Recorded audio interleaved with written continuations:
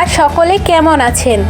আজ এভরিডে এলিগেন্সে আপনাদের জন্য একটি আনবক্সিং ভিডিও নিয়ে চলে এসেছি। কিসের আনবক্সিং? আজকে যে জিনিসটা আনবক্সিং করব সেটা হলো রিয়েলমি X2 মডেলের মোবাইলের ব্যাক কভার।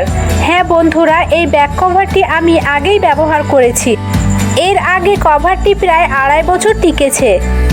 এতবার মোবাইলটা হাত থেকে পড়েছে কিন্তু ওই কভারটি মোবাইলের কোনো রকম ক্ষতি হতে দেয়নি।